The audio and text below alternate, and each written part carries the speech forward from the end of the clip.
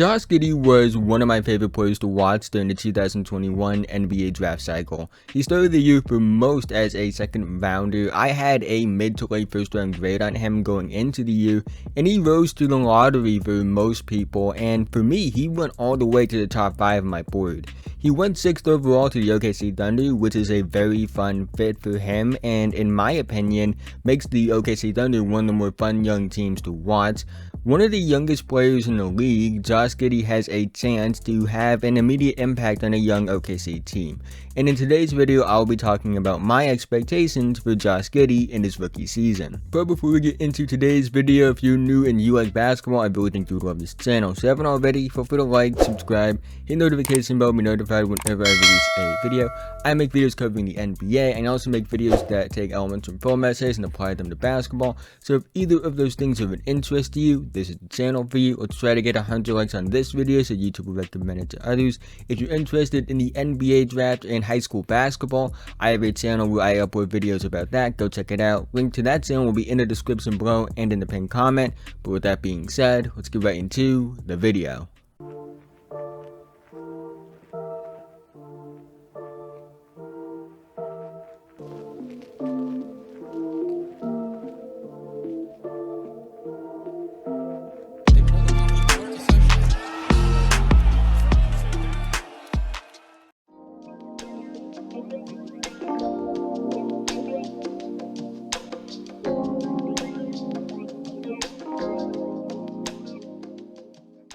Josh Giddey is a 6'8", 205-pound Australian point guard that played in the NBL for the 36ers.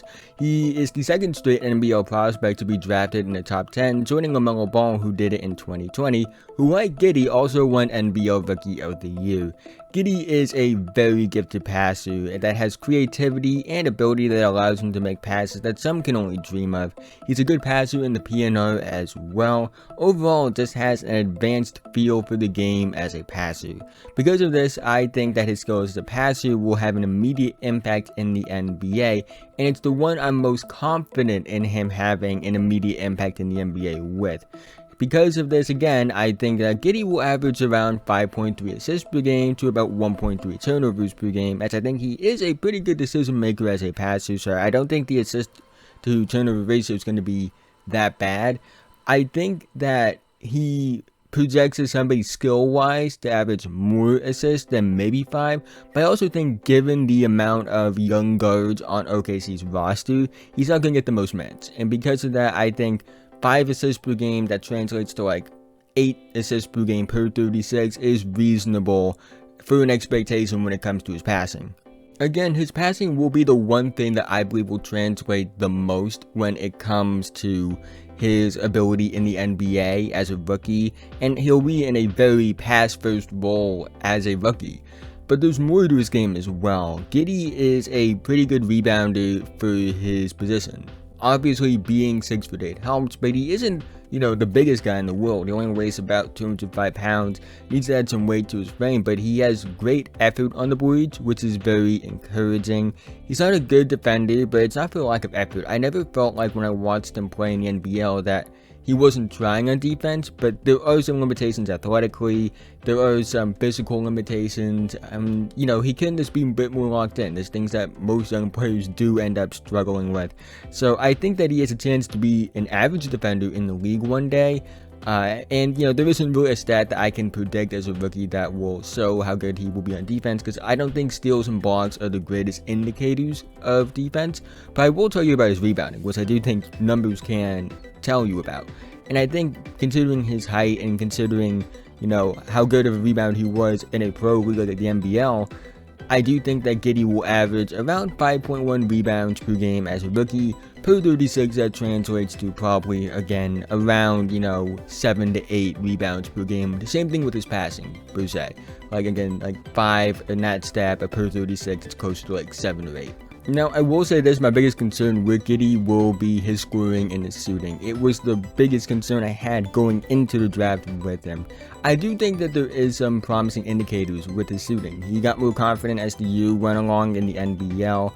And it's not like he's a non-shooter. It's not like he's afraid to shoot necessarily, unlike some people we know from Australia. But that's another story for another time. I'm not going to talk about that player obviously now because it's not his video. But I do think, again, he's not going to show as much of a scorer as you would hope from a top 6 pick. But I don't think I would be too worried about it. Giddey will be playing next to a guy like Shai Gilgeous-Alexander, who is somebody that I think could take an all-NBA level leap this upcoming season. And I think it's a very good fit because it won't force Giddey into a role he's not comfortable with. It's very clear that SGA is the guy in OKC. That's something, to me, that's very clear. And the offense will run through him. But the thing is also, SGA will draw in scoring gravity, and because he draws in scoring gravity, Giddey will get easier looks as a result of this, and I think that's going to open up easier opportunities for Giddey as a scorer to make him more comfortable, and that's just really the benefit of playing next to somebody that draws in gravity as a scorer. And I think that's, again, another reason why I loved him going to OKC, because he gets to play next to somebody that draws in scoring gravity and makes opportunities a bit easier for Giddey. However, even with SGA's gravity, I do think teams are going to test Giddey as a scorer when he does have the basketball in his hands and dare him to score, go under screens, things like that, knowing that he's not a great shooter. Because of this, he will need to improve as a shooter and be more aggressive as a scorer as well. I can't really speak on the aggressiveness as a scorer. His wiring doesn't really suggest that he's ever going to be like some 25-point per game scorer, but I do think that he has an ability to probably get to at least being a solid scorer that's enough of a threat. I do think that's something that's possible, and I think the shooting can improve as well. He needs to tweak his form a little bit, and again, he doesn't lack confidence as a shooter. It's not like if you leave him open, he won't shoot it. So again, there are baselines that, again, make me confident that he can grow into a solid shooter. Because again, he's not an awful shooter and he's not a non-shooter. Because again, he will take him when open. However, I do think that, again, this will be a focus point. This is something that he will need to work on. I think Giddey will average 7.3 points per game on 40, 27, 70 shooting splits in his rookie season. The shooting splits are very similar to what he did in the NBL. Which was around, I want to say, 42, 29, 69 night shooting splits. And again, 7.3 points per game.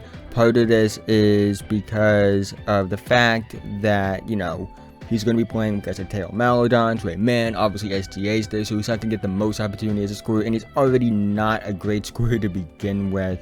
And he's not going to get the most minutes. I think he's going to get around 22 to 25-ish minutes per game. When other rookies, I think, are going to get like 30-plus minutes per game, to be quite honest with you.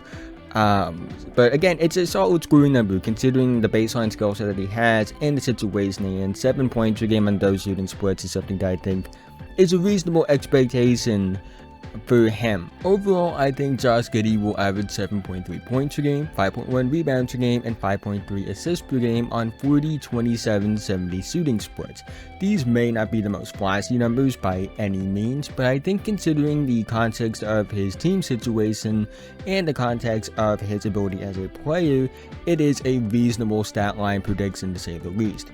Compared to some of the other rookies drafted in the top 10, this may not stand out, as I think that there are going to be other rookies that put up more flashy numbers that stand out a bit more than what Giddey will as a rookie.